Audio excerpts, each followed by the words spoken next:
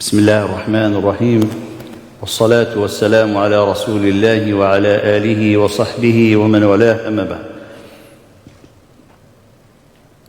فمن يريد الله أن يهديه يشرح صدره للإسلام.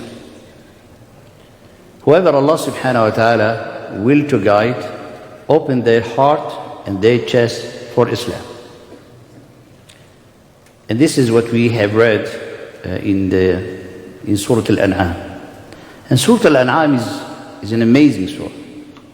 As a matter of fact, it's all surah that has been revealed in Mecca and putting the foundation of the creed of Islam.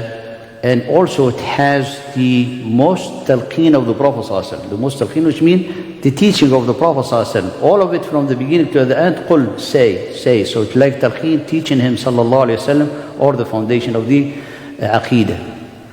And how beautifully it ended for Allah subhanahu wa ta'ala to teach His Prophet that his worship, that his salat, that his sacrifice, that his way of living, that his way of dying is all for Allah subhanahu wa ta'ala. And that's the meaning of the true submission. And that's how someone be a true Muslim. And the Prophet ﷺ, he's the leader in that, as he said, وَأَنَا أَوَّلُ الْمُسْلِمِينَ, and the first to submit to Allah subhanahu wa ta'ala in the highest level that Allah subhanahu wa ta'ala instructed him sallallahu alayhi wa sallam. Now, when Allah subhanahu wa ta'ala will for a servant to honor them, help them and guide them to be Muslim. فَمَن يُرِيدِ اللَّهُ أَن يَهْدِيَهُ يَشْرَحْ صَدْرَهُ لِلْإِسْلَامِ. On the other hand, the one who's going to be led astray because of their obstinacy, of their stubbornness, of their arrogance, of their negligence, قَالَ يَجْعَلْ صَدْرَهُ ضَيِّقًا. He makes, subhanAllah, their chest, their heart tight. And when you say tight, it's something that all of us, we know what it means, hurt, worrying, anxiety, all of that. And then Allah give you like an example, subhanAllah, as a parable to help you grasp it. Like someone is climbing into the sky, because the higher you go in the sky, the less oxygen. So the less, subhanAllah, someone feel constrained. That's how, subhanAllah, when someone does not have iman. Before that, Allah subhanahu wa ta'ala told us, أَوَمَنْ كَانَ مَيْتًا فَجَعَلْنَا لَهُ نُورًا يَمْشِي بِهِ فِي النَّاسِ. So this guidance is in fact a light of Allah that Allah subhanahu wa ta'ala poured in the heart of the servant. So this light give them life. Subhanallah. أَوَمَنْ كَانَ مَيْتًا is like the parable of the one who was dead, literally dead. And Allah subhanahu wa ta'ala gave him a light to bring him back to life. So this spiritual death and this light that gives the light is the spiritual life. When someone is dead spiritually, he's in hellfire. قُلْ تَمَتَّعْ بِكُفْرِكَ قَلِيلًا إِنَّكَ مِنْ أَصْحَابِ النَّارِ. Enjoy your disbelief, you're going to be from the people of hellfire. So imagine, subhanAllah, and this is in Ramadan, help us to really, or let's invite ourselves to ponder and reflect on many aspects. How many people today, they are walking on this planet Earth, their destination in hellfire, because they're dead, truly dead. And we say literally dead, because that is the haqiqah. Because when I say literally, say no, they breathe, they eat. I said literally dead, the heart is dead. These people are going to hellfire. We are not the judge, but this is Allah subhanahu wa ta'ala telling us. We don't, it's haram, by the way, to say so-and-so is going to hellfire. That's not, you're not the judge. This is like you take the position of Allah subhanahu wa ta'ala to do such a thing, and that is haram. But when we studied and looked in the book of Allah subhanahu wa ta'ala, how many people, and look at yourself, you have the key, you have the honor, you've been honored, and you can save yourself. So how can someone preserve the life that Allah subhanahu wa ta'ala gave them? How can someone preserve? Because we were dead. The repentance brings you to life. Islam brings you to life. And that light, subhanAllah, that light, it gives you a new perspective of life. A perspective from living within, tight, constrained world to the perspective of the absolute of the eternity. A perspective of us, subhanAllah, weak, who are going to die, and we are going to perish, to be connected with Allah subhanahu wa ta'ala. The the pre-eternal and the absolute subhanahu wa ta'ala. Al-awwal wal-akhir wal-zahir wal-batin. Can you imagine? This is the perspective, this is the light what it gives you. Light will give you a perception to perceive, as most of the people living in the secular world, not most of the people, all of them, subhanAllah, confined within their senses. All what they know is the senses. All what they judge about is their senses. For you, Allah subhanahu wa ta'ala give you the light to see the perspective in the absolute truth, in the truth that Allah subhanahu wa ta'ala defined in the Quran. So you become, subhanAllah, living into eternity from now, looking at the absolute, connected with Allah subhanahu wa ta'ala. That's the reality that Allah and the light that He will give you. The Prophet ﷺ, when he read this ayah, فَمَنْ يُرِدِ اللَّهُ أَنْ يَهْدِيَهُ يَشْرَحْ صَدْرَهُ لِلْإِسْلَامِ, he said, قال صلى الله عليه وسلم, قال إِذَا دَخَلَ النُّورُ الْقَلْبَ انْفَسَحَ وَانْشَرَحَ. When the light of Allah subhanahu wa ta'ala, the light of Islam, get inside the heart, انْفَسَحَ, it open up. وَانْشَرَحَ, you feel like expanded. You feel good. You breathe deeply. You feel peace. You feel tranquility. That's what it means. The companion Ridwanullahi ta'ala alayhim, they said, what are the signs of such a thing, Ya Rasulullah? How do we know that we are on the right path? What is the sign? For you to embrace this light, to work on this light, and to act upon it, the way to increase it into your life, and to be your guide into your life by the will and the guidance of Allah subhanahu wa ta'ala. The Prophet sallallahu alaihi wasallam, قال علامته. What is the alam?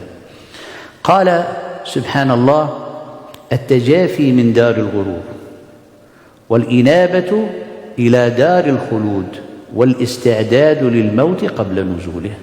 3 things. Let's start with the first one. قال الإنابة إلى دار الخلود. To feel yourself always returning to the home of eternity. Think of the home of eternity. Preparing for the home of the eternity, which is the hereafter. When is the hereafter? When is going to happen? When is going to happen? In millions of years? Well, the hereafter is tomorrow. It's tomorrow. يا أيها الذين آمنوا اتقوا الله ولتنظر نفس ما قدمت لغد. Let every soul see what they have prepared for tomorrow. Tomorrow, I mean, in a second, there's many people who are going to die, right? It's a fact. This is their akhirah. So the akhirah is the death. So if you do not think about that death that is going to come to you, then you're not thinking about the akhirah. You don't have any perspective of akhirah. You don't have any inaba. What is the inaba? To feel subhanAllah going back to the akhirah. Think about it. That's the akhirah who is give you the light. Yeah? So the inaba ila dar al-khulud. When you think about dar al-khulud, because that is your true life. Allah subhanahu wa ta'ala called the al-hayawan, the true life, the true perspective of life, the true full life is al-akhirah. It's going to start after you die, subhanallah. قال الناس نيام فإذا ماتوا انتبهوا. People are asleep. When they die, they wake up. That's when they wake up. They can see everything. قال كشفنا عنك غطاءك فبصرك اليوم حديد. When we have removed the cover that you have on your heart and your eyes, now everything looks, crisp, clear to you. He can see the angel, he can see, then he realized the reality that in the Quran that was the truth that he was neglecting or she was neglecting. So al-inabatu idar al-khulud. So if you don't think about the akhirah every day, I mean, you are a person who is destroying that light inside you, causing yourself to die. And then what happened? You will lose the perspective of listening, as we mentioned yesterday. And then you're going to not be able to answer the call of Allah subhanahu wa ta'ala. One of the arifin, the salihin, he used to have a grave inside in his backyard. Grave. He goes, subhanallah, to lay down inside. Deep grave. Lay down and stay there for like, a few hours. And he imagined that he's already in the akhirah, already dead, subhanallah. It's like that's it, it's the end. So when he come out, he's like a newborn. This is a maw'idah. This is someone who say how to remind myself. You listen to a lecture, you read some Quran, you do things. This Arif, he go to lay down in a grave that he digged in his backyard. Rather. Inaba ila dar al-khulud. Wal-jaza'u an dar al-ghurur. And dar al-ghurur, we don't have time to get into explaining the ghurur, but the ghurur is a delusion. It's a delusion. It's an illusion. All the dreams of the dunya, subhanallah, are subhanallah illusion. Because whatever you're going to get to is going to leave it after death. When someone dies, what are you going to take with him? Is he going to take fame? Can you take fame? Can you put it under the kafan? Can someone take the money with them? I mean, in the book of dead of the pharaohs, they take everything inside, all their treasures. It happened like everybody's stealing it after them. Because they become bones and dead bones and everything, the gold around them, which is now in the museums, So you don't take anything. Everyone goes with you, as the Prophet ﷺ said. Everyone return except your deeds. That's it. So this is ghurur. So when you know this reality, as one of the Salihin was asked, he said, what is the most precious thing into your life? He said, Allah said it in the Quran. He said what it is. He said, when someone is dying, what he was wishing to have. When someone dying, he didn't say, oh, I want to see my kids, I want to see my family, I want to see. No, what did he say? حتى إذا جاء أحدهم الموت قال. What did he say? قال ربي, take me back so I can do some good deeds. So the most precious thing into your existence is العمل الصالح. والإنابة قال والتجافي عن دار الغرور. And then you prepare yourself. You might die tomorrow. Are you ready? When you say subhanallah, if you do anything and if you do not have an answer to it, if Allah will ask you, then you're not thinking about yourself. You're not really treating yourself in the way to be honored, but in the way to be disgraced. To be disgraced. Because if someone will live his life not caring about what is going to happen after death, this one he's not a believer. And these are the elements, a sign if you look at yourself, and let's build it in Ramadan. Let's make this, subhanAllah, signs, your relation with the akhirah, your relation with the dunya. And does not mean relation with dunya that you divorce the dunya, you don't do anything. No, in the way that we have mentioned, in the balanced way. And Allah subhanahu wa ta'ala give you the tayyibat to enjoy it. And then how you prepare yourself for death. Because if you are ready to die, then you're going to be the most happy person, truly. Why? Because your connection will be with Allah, not with the thing of the dunya that they perish and they cause you, subhanAllah, distress and anguish. Al-Imam al-Hasan al-Basri was asked, what is the secret of your joy and happiness? He said, rahimahullah ta'ala, in the meaning what he said, قال علمت رزقي أنه لا يأخذه غيري فاطمأننت به. I know my rizq, my provision, nobody can take it. Nobody else can take it. He's been decreed to me, he's going to come to me. Then I feel tranquil towards it. I don't, subhanAllah, worry myself about it. If you have certainty that your rizq, nobody else will take it. You go to the market, you have a shop, and you'll be selling and said making all the marketing and someone so, subhanAllah, in distress and they're going to make a sale. He do everything that Allah subhanahu wa ta'ala, make nice shelves, put things, your merchandise, your commodity, everything is clean, and say tawakkaltu ala Allah. Nobody will take your rizq. Nobody will take your rizq. Even that someone, for example, he has $100 in pocket, when he comes to the store and he put it and he didn't find it, he said, someone stole it. He said, because that was not your rizq. That was not your rizq. So nobody will take your rizq, so feel comfortable. This is Al-Imam Hassan al-Basri. Feel comfortable. قال وعلمت أن عملي لا يعمل أحد غيري فاشتغلت به. I have deeds, I have action, I have tasks that nobody else will do them on my behalf. So I'm busy making my task. You have your salah, you do your salah. Nobody's going to pray on your behalf. You have tasks at work, at home, you have to do them, then be active. Nobody's going to do them for you. And that subhanAllah give you that aspect of being dynamic and active. قال وعلمت أن ربي مطلع علي فاستحييت منه. And I know that Allah is watching me, so I feel shy. So when you feel shy about Allah subhanahu wa ta'ala, you want Allah subhanahu wa ta'ala to see you in the best of the places. When you are in the masjid, you feel happy. Because Allah subhanahu wa ta'ala wants you to be in the masjid. When you are with your family, taking care of them, Allah subhanahu wa ta'ala wants you to be there. When you are, subhanAllah, in a way of fasting and go to the masjid or go to a place and, subhanAllah, making istighfar, that Allah subhanahu wa ta'ala loves to hear. You get, subhanAllah, the most beautiful words, the dearest word to Allah, the word that Allah loves the most. Subhanallah, walhamdulillah, wa la ilaha illallah, wallahu akbar. Can you imagine? Allah loves these words. So why you don't say them? Subhanallah.